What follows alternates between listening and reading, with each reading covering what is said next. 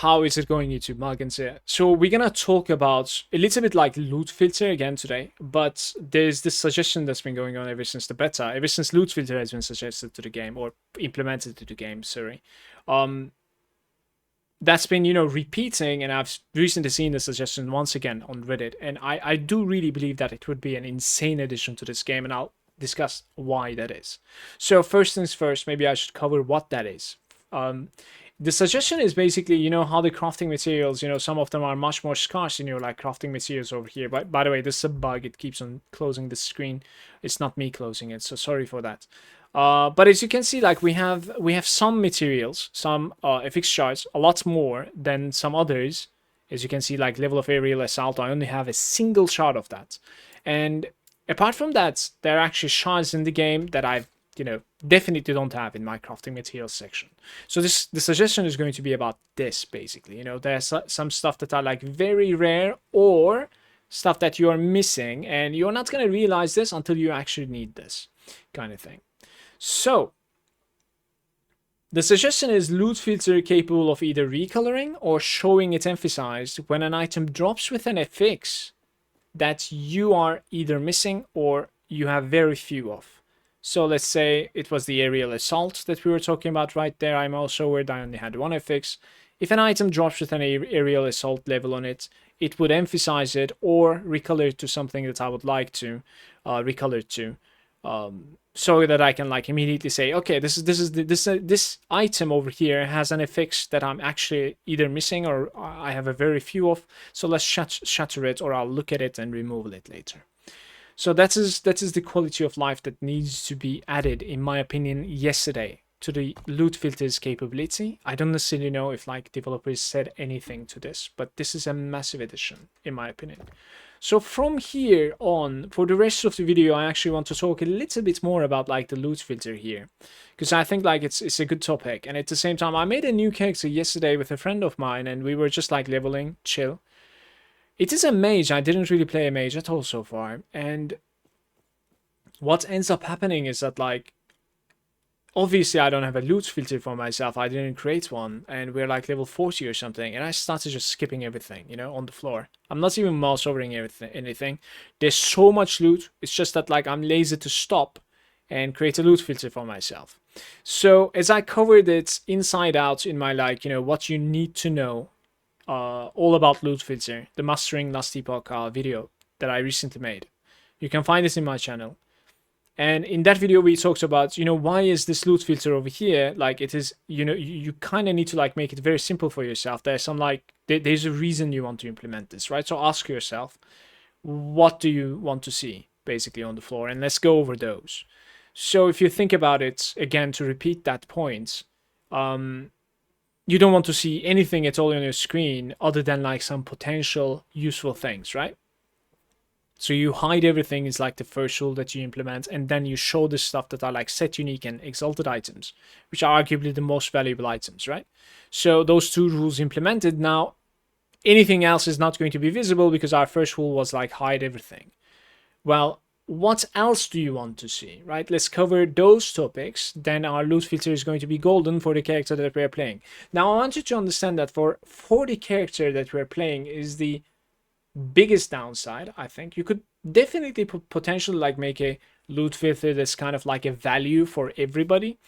But at the same time, even that specific loot filter would require some tinkering when it comes to like finding these like, shatters or potential upgrades for the certain type of gear that you're building up to. It like at the end of the day, the only thing that you can really make is like show me, good exalts and maybe like, some valuable shatters perhaps, because like they're rare affixes. So what I'm trying to say is like at the end of the day, you do need a, tailored loot filter for the character that you're about to play and you want to like take serious with. So that's probably one of the like bigger downsides of this loot filter to begin with, because you're gonna need to like sit down and you wanna make like a proper loot filter for that character, and you need to like know what you want to collect inside out, right? So those rules, there's the shatter, right? Because like you wanna shatter the items that you're either missing the affixes of, or you're going to be utilizing with that character, so that like you have those affixes. That's very important rule. And the quality of life suggestion that I just talked about in the beginning of the video would actually fix this. You won't even need to like implement this rule ever. You would just need to like tell the loot filter, okay, show me this stuff that I'm kind of missing on my affixes material tab. That would already fix it for not only that character, but also it would fix it globally. And that is the point that I'm trying to make here. That's I think it's very, very important.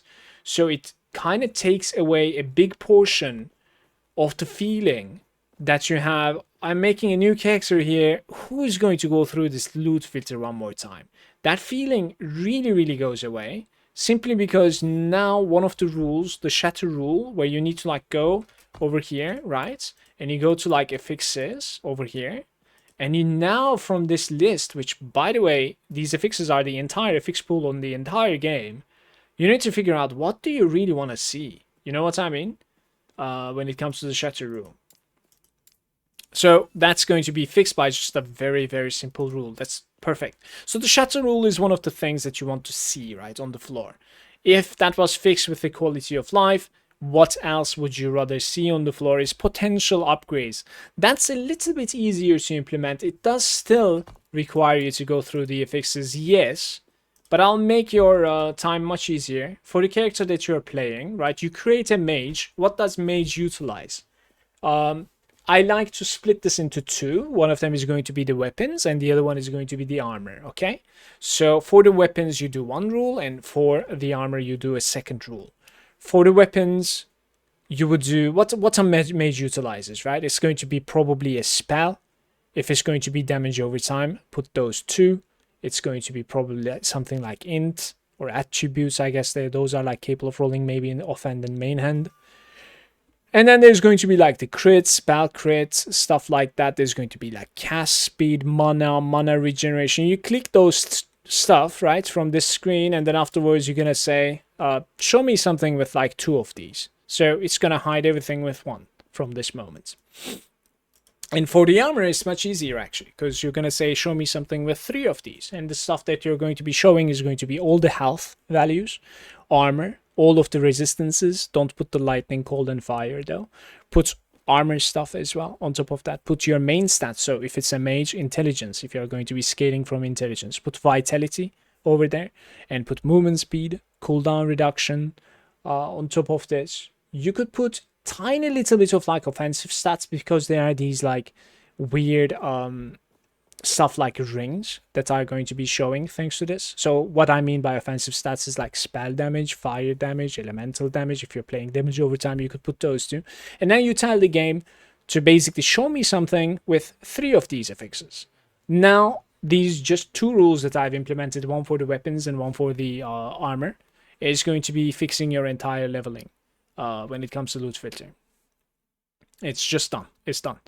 So what is next that you want to see? It's the idols. You want to filter the idols as well. Otherwise, it's going to be messy. Idols is a little bit more annoying to implement, unfortunately.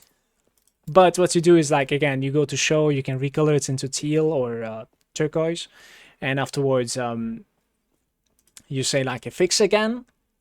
And on the general idols, I like to put everything almost, except, like, you know, some really useless stuff, like maybe health regeneration is maybe not needed, some like ward and potion use perhaps like I don't value, you know, stuff like that. I basically like take it out. I take out a lot of stuff like that. I really dislike the shared damage for the most part as well. I usually go for like double health or something in the idols, to be perfectly honest with you, but while leveling, it's good to have like resist idols. So maybe you want to see some resistances. That's also why I check them. Vitality I check, right? Main stat I check. And then I put like a couple more mage idols in there as well. And then I say like, show me the idols with 2 of these stats. And then I make one more. I only select mages this time, right? On the second rule.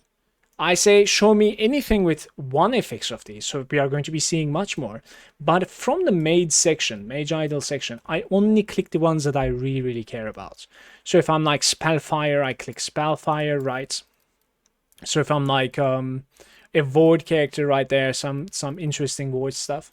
The lightning Aegis, if I'm not mistaken, is absolutely insane as a mage. So I'm not necessarily like a mage player or anything, but you understand what I'm trying to say. And this could like meet any single character out there. So like the specific stats of the corresponding class that you're playing, whatever you really care about, that's the second ladder rule, and you're going to be showing that too. And the entire loot filter is fixed. Why did I want to like, you know, include all this like loot filtering information on top of the quality of life suggestion?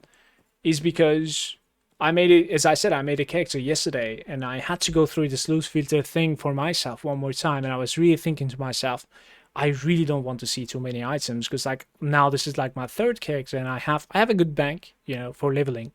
I have lots of materials, and going over these rules again, now this information became a little bit more simplified in my head, and I was hoping it's going to be useful for you too. Thank you for watching, YouTube. I'm gonna catch you next time. Peace.